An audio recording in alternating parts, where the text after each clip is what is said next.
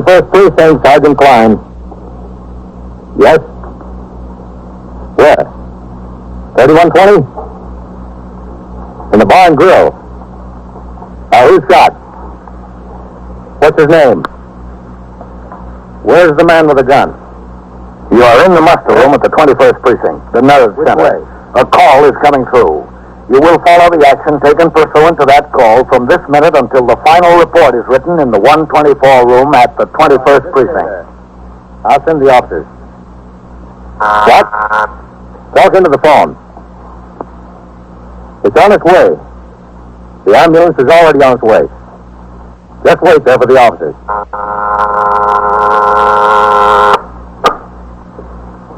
21st Precinct. It's just lines on a map of the city of New York. Most of the 173,000 people wedged into the 9/10 of a square mile between Fifth Avenue and the East River wouldn't know if you asked them that they lived or worked in the 21st.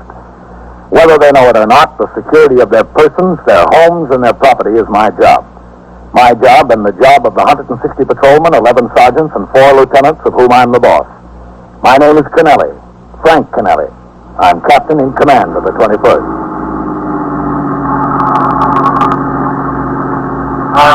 I was working my 6 p.m. to 8 a.m. tour. It was a hot, muggy night.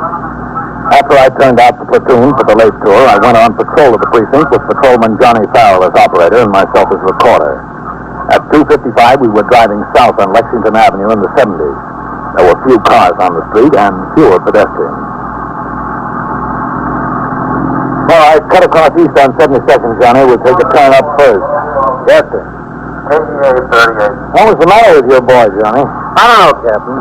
Analogy, the doctor said. 675. A rash like that could be caused by anything. Something he ate or one of his toys or a weed or something. Hard to tell. Yeah, I know.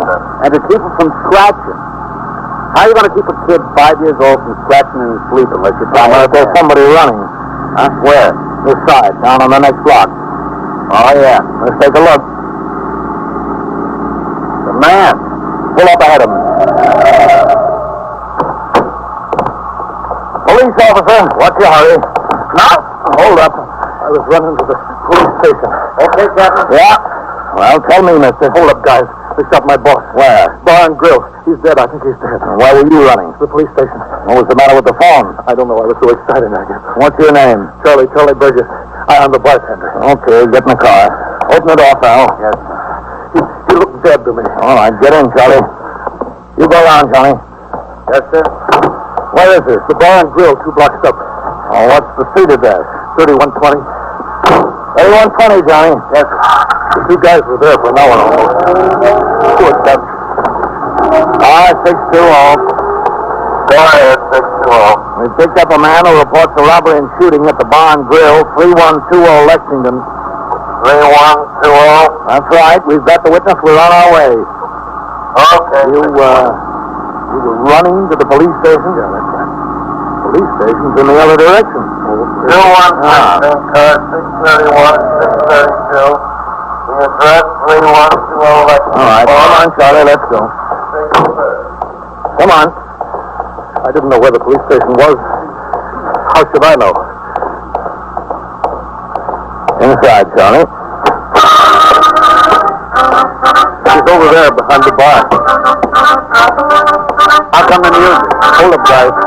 Put a couple of quarters in the jukebox. I don't know. There. Is he dead? Yeah, he's good. Here's a gun, Captain. Over here. All right, let it lay, Farrell. Pull the plug on that jukebox. That's it.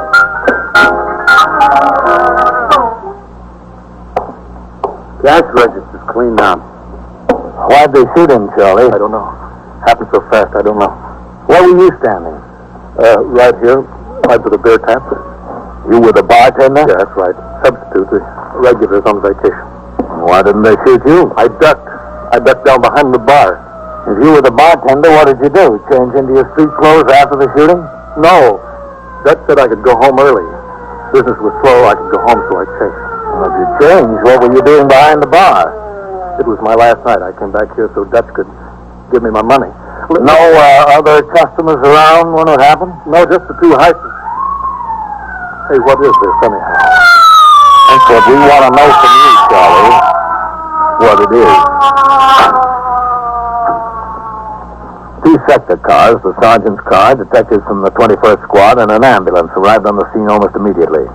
As required in homicide cases, Lieutenant Matt King, commanding the 21st Squad, was called from his home.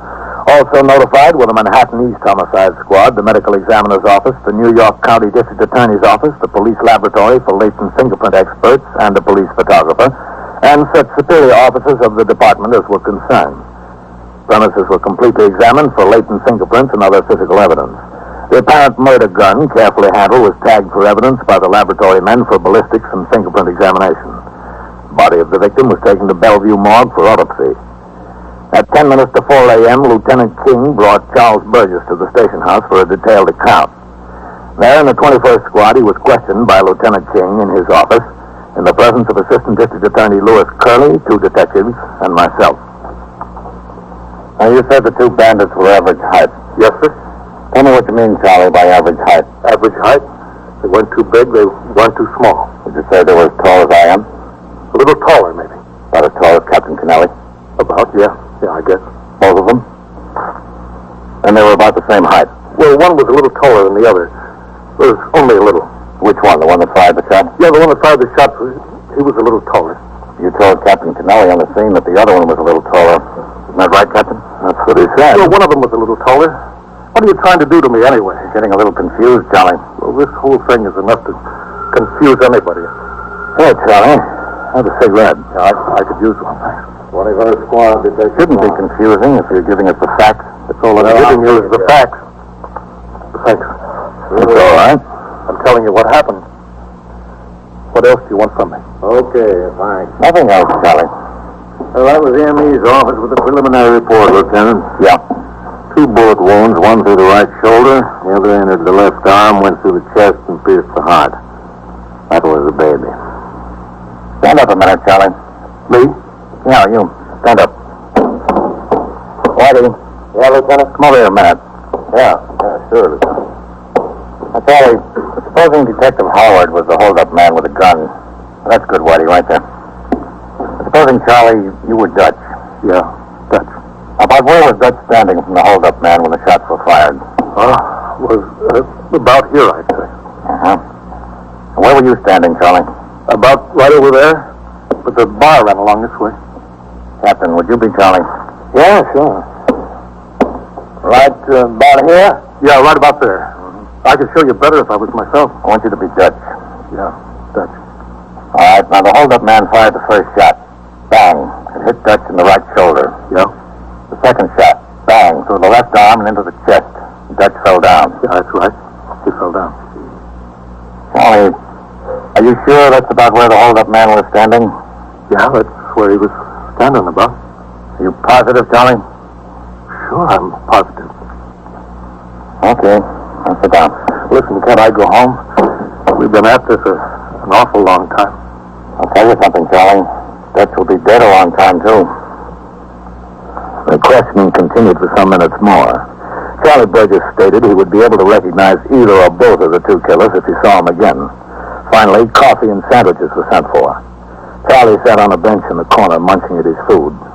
2 uniformed officers arrived with a pair of narcotic addicts they caught in the act of breaking into and stealing goods from parked cars on Madison Avenue. It was a good collar.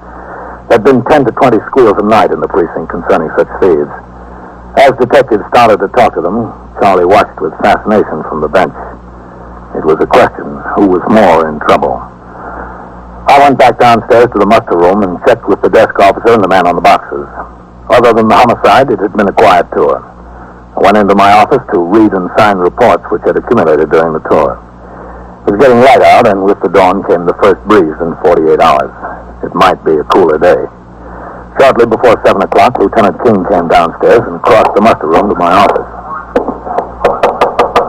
Captain. Oh, come in, Matt. You got a minute? Yeah, sure. How are you doing? I don't know. I think Charlie's telling us a pack of lies. You think he killed a man? He sure could have, Captain, but we'll need a lot. We'll need to know if it was his gun, where he got it, and so forth. We'll need a straight story on what went on there. Yeah. Oh, could you use a cup of coffee, man? Yeah, Captain. Just some hot? Oh, I think so. Hey, what about the 3 customers he keeps talking about? If Charlie didn't kill Dutch, somebody had to. Somebody right out of his head. Sergeant. Excuse me, Captain. Go ahead, take the call. 21st Precinct, Sergeant Klein. 37. All right, listen, you're ringing in 3 minutes late. I don't care what the clock in the jewelry store says. According to this clock, you're 3 minutes late. All right. Yes, sir, Captain. Is there any hot coffee? Yes, sir, it's on the fire. Oh, thanks. There's sugar's in the drawer there. Good, thanks. What do you think happened, Matt? I think Charlie tried to dip the till, and Dutch caught him at it. There was an argument. Charlie had a gun, and bang. Well, the cash register was empty. Money had to go someplace. Charlie didn't have it on him. Wasn't any place in the store. I know, but he ran a block and a half before you nailed him. Could have been dropped in a trash can, a hallway, or even a mailbox. Sugar, man? Yeah, please. Here, help yourself. Thanks. I've got 2 men out checking every trash can and doorway between the bar and grill and where you stopped him, Captain. Good. But he could have had a friend who carried it away. Yeah, that's a possibility. The problem right now is what we're going to do with Charlie. We haven't got enough to book him in on homicide. The assistant DA thinks we ought to take him down to court and have him held as a material witness. Sounds like a good idea. Oh, how's the coffee, man? Hot enough? Yeah. We told Charlie what we're going to do. He called his brother, and I think they'll have a lawyer down there. The DA says if they put up a fight, he'll need your testimony at the hearing, because you collared him on the street. Uh-huh. I told him you were due to go off at 8. Well, that's all right. I'll go down. He said he'd get it set down for as soon after 10 as possible. Well, don't worry about it. Well, thanks, Captain. That'll help us a lot. Coffee sure tastes fine. Yeah. That was a good tower your men made, Hearn and Ross. Or to clear most of those squeals we had breaking into cars. Better still, man. It ought to stop them. Yes, sir. You've got a big point. At 8 a.m., I turned out the platoon for the day tour. A few minutes later, with the 2 detectives and Charlie Burgess, I rode to Police Headquarters Annex, 400 Broome Street. We parked the car and took the elevator to the 5th floor of Bureau of Criminal Identification. It was approximately 8:30 a.m. Charlie was taken back to the combination MO and general appearance file. Here, there are thousands of photographs of men with criminal records classified according to the type of crimes they had committed. Stick-up men, burglars, forgers, auto thieves, pickpockets, and so forth. Within each classification, the photographs are broken down according to general physical description. That is, according to height, weight, hair color, complexion, and build. Charlie was seated on a stool in front of the file. Fox and Howard stood on either side of him. I leaned on another file behind them and watched. Well, take your coat off, Charlie. You got about 6,000 pictures to look at. That's hot. No, that's all right. Oh, suit yourself. Relax, Charlie. Count on making a career out of it. I'm relaxed. Now, this is what's known as a visible record file. The 12 slides to a cabinet, 71 pockets on each slide. In each pocket, there's 2 pictures, full face and profile of the same man. I'll pull out a slide, start dropping the pockets in front of you. Say no, and I'll drop the next one. You all set? I'm set. I guess. Now, relax, Charlie. You'll be here a long time. All right, here goes. No, that's not him. Just say no or save your voice. No. That's the guy. That's him. This one? That's him, I tell you. That's the one that shot Dutch. That's him. Are you sure? I'm telling you. Okay, study it a little longer, make sure. I don't have to study. That's him. Study it anyway. Whitey, come here. Now, just sit there, Charlie. You believe him? You? I'll ask you first. Captain? You said it like you meant it. It's like hitting the sweepstakes. 50,000 mugs to look at, and he makes the 3rd picture. Well, either Charlie lives right, or he's the best liar I ever met. You are listening to 21st Precinct, a factual account of the way the police work in the world's largest city. Charlie Burgess was put to work looking through the mugs for the number 2 man. Meanwhile, Detective Fox had an identification man pull the complete jacket on the suspect he identified, Al Hance, also known as Alfred Harrods, a man with a record of 2 arrests and 1 conviction, armed robbery. This information was telephoned to Lieutenant King. So was the report that the murder gun bore no readable fingerprints. By 9:45 a.m., Charlie had failed to identify a picture of the number 2 man. He was taken to the car, and we drove farther downtown to the Criminal Courts building at 100 Center Street. There in felony court, he was met by his brother and an attorney. After considerable argument before the magistrate, Charles Burgess was ordered held as a material witness in $15,000 bail, which could not be posted immediately. The 2 detectives signed a receipt for Charlie and drove him back uptown to the 21st. I went with him. In there, Charlie, in the lieutenant's office.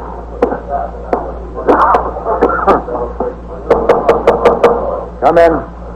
Go ahead, Charlie. Oh, Captain. Thanks a lot. Oh, that's all right. Shut the door, will you, Fox? Yes. Sit down, Charlie. Look. Sit down. Captain, you were in on this thing before any of us, except Charlie, that is. Do you think you can get him to talk sense? I'll try. Look, I don't feel like talking to anybody. I'm bushed. What do you think we are? I'm really bushed. Can I get some sleep? Maybe. Maybe. What kind of an answer is maybe? It's as good as the answers you've been giving us, Charlie. You know I wouldn't do nothing like kill him, Dutch. I liked him. I loved him. Like a brother, I loved him. Charlie, there's more murders over love than hate. I'm telling you. Everything stacks up against you, Charlie. You say there were 3 other fellows left the bar right before the holdup. We can't find a trace of them. They were in there. They were in there. You could have used the phone to call the cops. Instead, you ran to the police station. Only you ran the wrong way. I'm from Brooklyn. I only worked there 3 days. I got mixed up. That's natural. Is standing behind the bar in your street clothes natural? No. Why did it happen when there were no customers in the joint, Charlie? I don't know. What do you want from me? Facts, Charlie, just facts. I'm giving you facts. That's all I've been giving you. Isn't it the fact that you waited until all the customers were gone and you pulled a gun on that? No, it's not. Isn't it the fact that you shot him in cold blood with the intention of saying 2 hold-up men walked in? No. And you were running away and ran right into my arms? No, it's not so. It's not so. It's not. Well, Charlie, I hope it isn't so. For your sake. Because whoever did do it is going to wind up in the electric chair. That was as far as we could get with Charlie. I left him with Lieutenant King and went downstairs to the muster room. I signed the blotter and left the precinct, not due back on the job until 8 the next morning. In the meantime, Lieutenant King had detailed 2 men to trace Al Hance, the former convict whose picture was identified by Charlie Burgess. From different sources, they learned 2 facts. One, that Hance owned an automobile, a 1949 Plymouth Coupe painted 2-tone green, that Al Hance now lived someplace in the neighborhood of St. Mary's Park, the Bronx. That night and early the next morning, detectives cruised the streets within 10 blocks of each side of this park looking for such a car. At 4 o'clock in the morning, one was spotted parked near the Mott Haven yards of the New Haven Railroad. The registration was checked with the Motor Vehicle Bureau. The car was registered in the name of Al Hance. 2 men of the 21st Squad were assigned to a stakeout. By 8 a.m., he had not shown up. 2 detectives were sent in relief. They watched until 6 p.m. Still, no luck. At that time, Detectives Fox and Howard were sent in relief. They watched the car for 7 hours. That's him, Whitey. There he goes. Let's get him.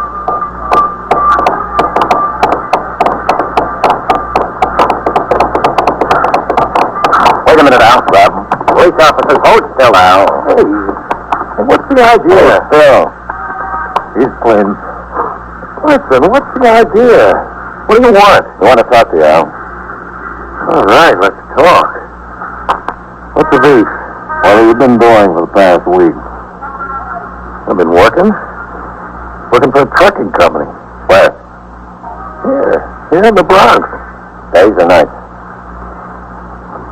A little of both. And what else have you been doing? Well, I've been dating a girl. Every night? Yeah, almost every night. When I'm not working? You got the wrong party, boys. Yeah, we'll see about that. Come on. Listen, why don't you save yourself a lot of trouble? Why don't you talk to her? She can account for my time. We'll talk to her. What were you doing there all the time? we were drinking, etc. What's this girl's name? Her name's Wanda Rutley. That's the honest to goodness truth. Where does she live? She lives down east 152nd. Where on east 152nd?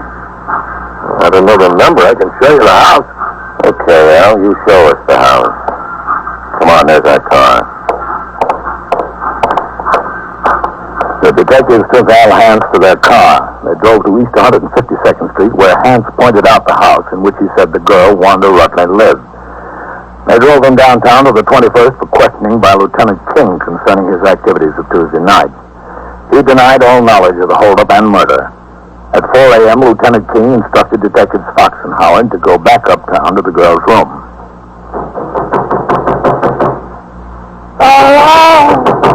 All right, I'm coming. All right, I said. Taking a girl up in the middle of the night. Yeah, what do you want? The police officers want to open up. I don't care who you are. Girls gotta have some self-respect. You're a sound sleeper. I gotta take sleeping pills, doctor's orders. Hey, don't any cops work the day shift? What you always doing come around the middle of the night and disturbing somebody's self-respect like this? Look at me. Lucky I wasn't too groggy to put on a kimono. Wanda, do you know Al Hance? Yes, sure, I know Al Hance. You know I know Al Hance. When did you see him last? What day is this, anyway? This is Friday morning, 4 o'clock. Have you seen him this week? Yeah, I saw him a couple nights ago. Tuesday? Wednesday? When?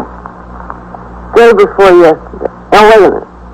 What was that, Tuesday? Day before yesterday? That's right. He was here, yeah. Excuse me, I gotta sit down. Go ahead. Oh, thanks. You're very generous. What time did you get here Tuesday night? Oh, I don't know. About 9, 10 o'clock, something like that. What time did you leave? It was late, very late. About midnight? No, much later. What do you do, anyway? 1 o'clock? No, much later. Close to 4. After 4, something like that.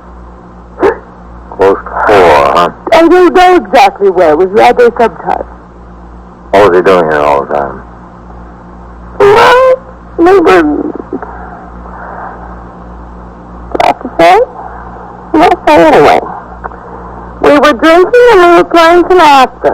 Canasta. Canasta. We were playing canasta. All right, Wanda. Go in and get dressed. Why? Some people want to talk to you downtown. Middle of the night. Always in the middle of the night. It doesn't look good, Whitey. Well, that depends whose side you're on. Looks great for Al. For Charlie, it looks terrible. I was on the job at 7:45 in the morning. After I turned out the platoon, I looked over the blotter and arrest records for a picture of what had occurred in the precinct during the night. Lieutenant King walked in the front door. With him were Detective Fox and Charlie Burgess. He told me that after a night of questioning, the girl had verified Al Hance's story in every particular. Now he was about to bring Charlie face-to-face with Hance. With Lieutenant King, I followed Detective Fox and Charlie Burgess through the back room, upstairs, and into the detective squad. All right, Charlie, let's go inside. Captain? Yep? When's it going to be over? That's what I want to know. Soon, Charlie. Okay. Uptown, downtown, I'm getting sick of it. Oh, is it? Lieutenant. Oh, that's Lieutenant. Come in. Go ahead, Charlie. I try to help him. That's him, Captain. That's the guy. I'm the guy that what? You're the guy that shot Dutch. You're out of your mind. Him, I'm telling you. It's him. Hey, who is this jerk? He's crazy. It's him. It's him. Get your hands off me, will you? Tell him to get his hands off me. Charlie. It's him.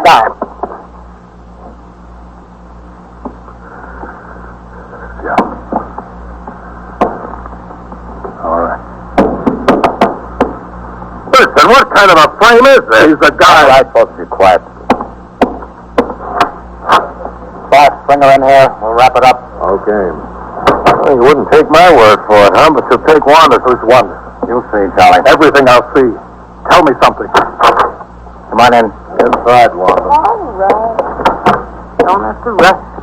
Sit down, Wanda.